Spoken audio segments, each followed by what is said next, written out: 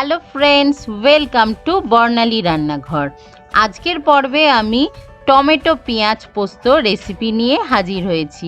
খুবই চটজলদি বানানো যায়, আর গরম ভাতের সাথে যদি এই টমেটো পেঁয়াজ পোস্ত থাকে তাহলে ভাত খাওয়ার জন্য আর কিছুই লাগবে না।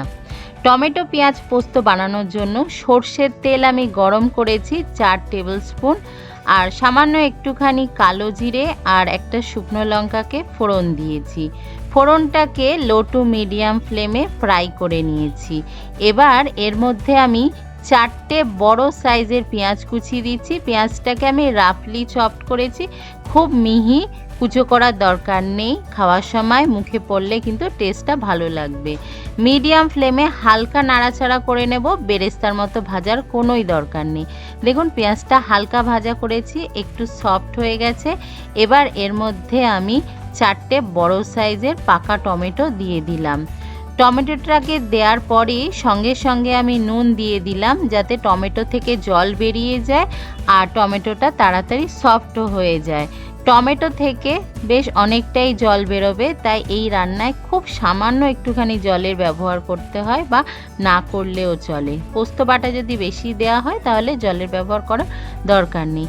দিয়ে দিলাম হাফ টিস্পুন হলুদ গুঁড়ো, আর নিজের স্বাদ অনুযায়ী আমি ঝাল লঙ্কার গুঁড়ো দিয়ে দিয়েছি। এবার মিডিয়াম ফ্লেমে ভালো করে নাড়াচাড়া করে নিচ্ছি। এই রান্নার মধ্যে আলাদা আর কোনো মশলা দেওয়ার দরকার নেই। এবার ভালো করে নাড়াচাড়া করে লো ফ্লেমে আমি 5-7 মিনিটের জন্য একটু ঢাকা চাপা দিয়ে রেখেছিলাম। এখন ঢাকাটা সরিয়ে নিয়েছি। টমেটোটা ভালো সফট হয়ে গেছে, আর পেঁয়াজটাও কিন্তু ভালো সফট হয়ে গেছে। এবার এর মধ্যে আমি দিয়ে দিচ্ছি 50 গ্রাম পোস্ত বাটা। তার আগে আমি টমেটোটাকে ভালো করে ম্যাশ করে দিয়েছি। পোস্ত বাটাটাকে দিয়ে দিলাম।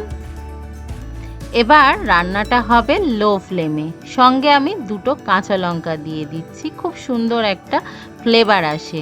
পোস্ততে সর্ষের তেল আর কাঁচা লঙ্কা ছাড়া ভাবাই যায় না। লো ফ্লেমে খুব ভালো করে নাড়াচাড়া করতে হবে। আমি পোস্তর বাটিটা ধুয়ে একটুখানি জল দিলাম, ওর মধ্যে অনেকটা পোস্ত রয়ে গেছিলো। এবার লো ফ্লেমেই নাড়াচাড়া করে নিতে হবে 2-3 মিনিটের মতো। আমি লো ফ্লেমে একটু নাড়াচাড়া করে জাস্ট 1 মিনিটের জন্য একটু ঢাকা চাপা দিয়ে রেখেছিলাম। এখন দেখুন তেলটা অনেকটা ছেড়ে এসেছে। যদি চান তো এর মধ্যে আরেকটু তেল দিয়ে রান্না করতে পারেন। আমি আলাদা করে আর তেল দিইনি, তবে নামানোর সময় 1 টিস্পুন আমি কাঁচা সর্ষের তেল দিয়ে ভালো করে মিক্স করে দিয়ে এটা নামিয়ে নিয়েছি। কাঁচা সর্ষের তেল দিয়ে আমি 5 মিনিটের জন্য স্ট্যান্ডিং টাইম দিয়েছি, যাতে সর্ষের তেলের গন্ধটা বেশ সুন্দরভাবে ফুটে ওঠে এর মধ্যে। তৈরি হয়ে গেল আমাদের আজকের রেসিপি পেঁয়াজ টমেটো পোস্ত। খুবই চটজলদি বানানো যায়, খুবই টেস্টি একটা রেসিপি।